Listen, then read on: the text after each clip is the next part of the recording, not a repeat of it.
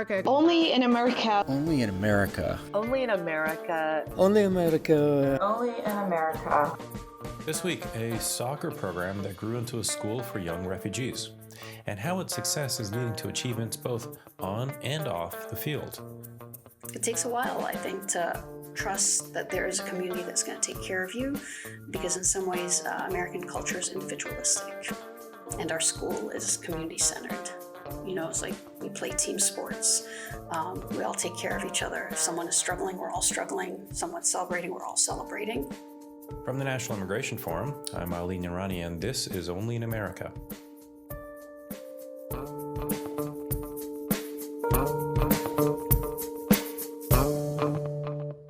Felicity Osei Dakwa.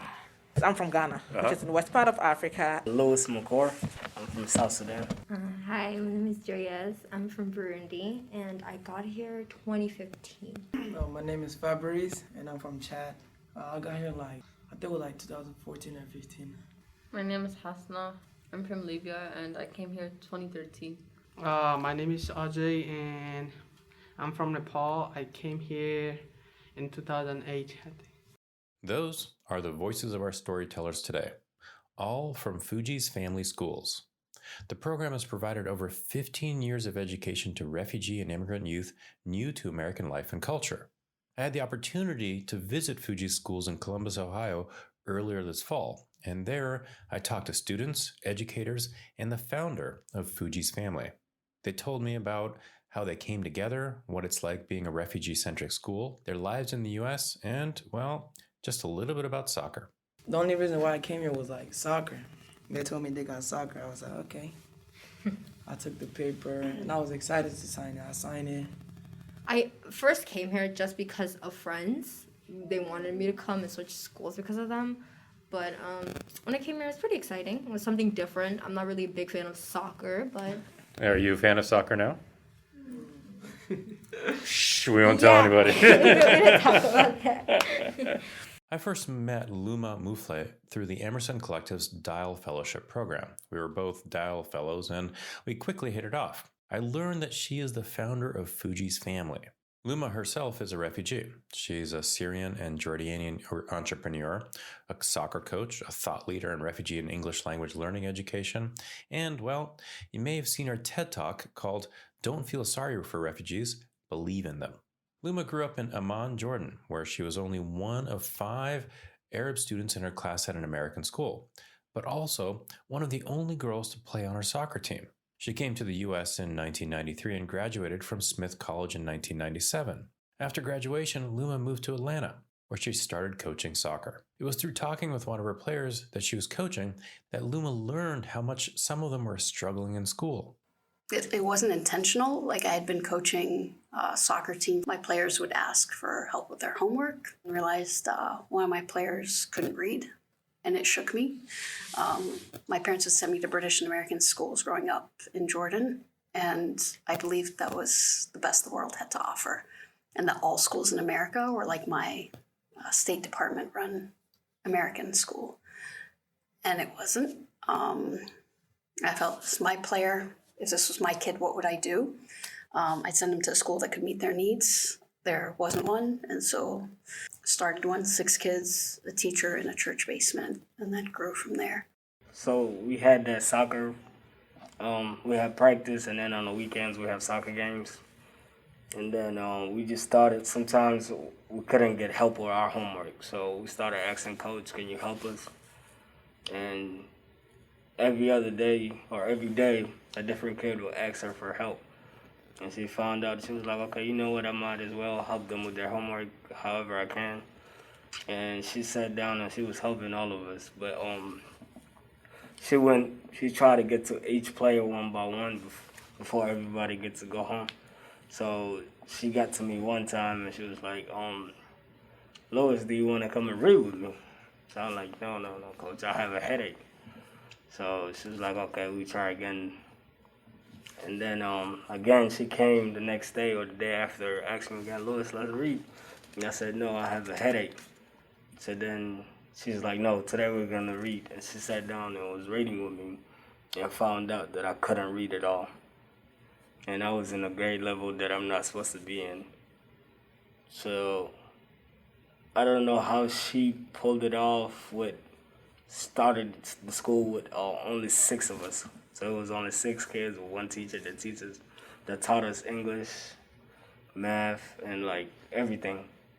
That's Luis, who now works as a coach and mentor to students at the school in Ohio, which opened in 2018. The Fugees family itself was founded in 2006 near Atlanta. And from the beginning, Luma was dedicated to providing education to young refugees. Every kid in the school left their countries, right? And some under horrific circumstances. Some, were in refugee camps for a long time. So their experiences were different in that the journey may have looked different, the wars may have looked different, but they all had to leave their country. And here they're in a place where they don't have to explain themselves. Like, you get on the field, you know every kid is dealing with some of the same stuff you're dealing with. And there's a comfort to it. There's like you can breathe. You're not always on guard. I got to explain why this is this way. They don't have to retell their trauma every day. It's just understood, and it's okay. And then you see other kids and you're like, hey, they're doing well, I'm doing well, or my family's struggling with this. Somebody else in the room, their family's also struggling with it. It takes a while. Like, if they've come to us from public schools, they're much more guarded. They don't trust. Like, trust is a big thing. And we make fun of when a kid says, me no speak English. I'm like, we know what that, like, we've all used that line, right? And so here, no, you can't get away with that. It takes a while, I think, to trust that there is a community that's going to take care of you, because in some ways, American culture is individualistic, and our school is community-centered. It's like we play team sports. We all take care of each other. If someone is struggling, we're all struggling. Someone's celebrating, we're all celebrating. So kind of bring some of the Eastern philosophies into our school. So the East meets West, but some of them, they don't trust it, and it might take 3 months is the fast track, but sometimes a little bit longer. And for them to know that we're going to be here day in and day out, like, we're not going anywhere. Reminding students that this education community and their community of students are part of the American community is just a huge part of the curriculum. Since we have a majority being refugees, so they thought I'm like, no, I'm immigrant, but there's nothing different. We are just the same. It is nothing different. So I get to talk to them, and they were like, how did you become a teacher? Is it allowed for girls to school? A lot of questions. I'm like, you can do it. You can do it. Just take a baby step at a time. So I don't just tell my story once. We talk about it often, especially when we have on Fridays where we have this chit chat with the girls and then the boys. I try to put it across, hey, you can do it. Baby step, open mind. And you can be whoever you want to be in this world. Don't think because you are from an African descent or whatever descent, or you are a refugee. Fine. There are some position or whatever in America that you might not be able to. That is fine. But in your own small way, I mean, use Coach Luma as an example. In your own small way, you can do something for your community and the whole community as a whole. That's Felicity, one of the teachers at the Ohio location. She was inspired to join the school after seeing one of the group's vans drive by. I was passing by one day on 161 Car Road, and I saw a bus, and it says Fugees Academy. I'm like, what is Fugees? Is it like refugees or Fugees? So it was middle of the school year. I went home, and then I took my time to Google about Fugees, read the whole story. I'm like, I am going to teach here one day, because I believe in their mission statement, and I want to give back to my community of immigrants. So it was in the middle of the year, and I checked their site. They weren't hiring. I'm like, okay, I'll keep my fingers crossed and wait for the 2019 academic year. So 2019 academic year came, and then I saw, they're looking for math teacher. I'm like, why don't I apply? So I went on, and then I applied, and then I got a job, and then I came here. As I said, I'm an immigrant, and then it's more like being there for all immigrants, being there for refugees as well. And there is one thing that really struck me to this school. It's more like they had an open arm for all, especially for the girls as well. And I remember one thing that my dad said way back home, that way back in Ghana in the 50s, it was like all the male children has to go to school, the women has to stay home, get married, take care of the kids. That is how it was. And then he tried to break kind of the protocol because he believed that if you educate a man, you educate one person. But if you educate a woman, you educate a whole nation, because they get to educate the younger ones and teach the younger ones. So when I saw that the school was open for all, and especially they push the girls to do their best, I'm like, I like this. That's like a personal philosophy of mine, not just educating the boys. Every child has to have an opportunity to study. So that is one thing that drew me here. And 3 years, I'm still here teaching and enjoying. And while education is very important for Fugees, the soccer part of the program is, of course, incredibly popular, like for Fabrice and RJ. My first day was like pretty fun because we get to play and talk to each other and know each other, someone new, right? And and they even helped you in the homeworks and all the stuff, so it was really fun. Like our soccer games, it was really fun. Every time we play, like it was like family, you know. We would win a lot of games, come back to the school happy. And here, the only thing is soccer, and I just love playing. But the students have more in common than just an interest in soccer. They're building a support system for one another.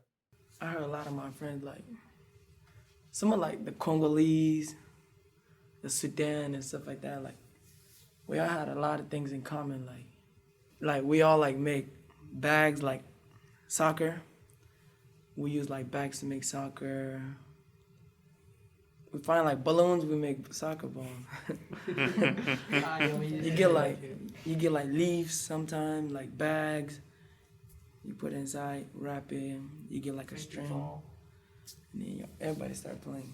It's kind of similar. Like we used to get like clothes, and like we just make it ball and play.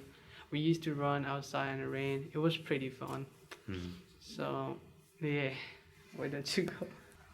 Friends because like in other schools, like you're usually the quiet one, but like here you can like talk to anybody and you won't have to worry. Yeah. What I think makes like that part special is because like you're able to relate to each other in a way, because we all come from, even though we come from different places, we all experience something in common. So it's like it's much easier to like get along, talk to each other, be friends.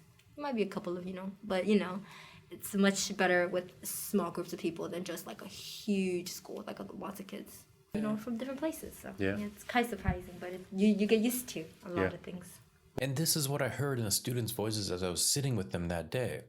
They're having fun and benefiting from this type of education. It's more than a classroom. It's really an extension of their families. For Luma, it's been a journey to find the right fit for the school and for teachers. I don't expect the teachers to all have a refugee or immigrant experience, but have you struggled? And what does that look like to you? And how do you get out of it? Is it just all on your own? You're the superhero, or do you rely on friends, family, mentors? And that's usually a make or break question for people if they don't.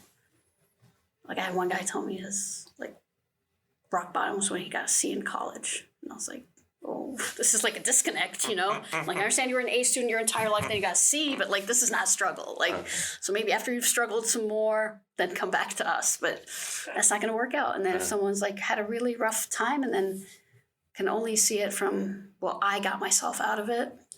No. There's always other people that helped you get out of it. Like other people that shaped and nudged and got you out of bed or got you out of the country, like whatever it is. And so trying to find experiences that would benefit our students. We also want people who have not been defined by how the outside world sees them, right? So if they were the first in their families to go to college or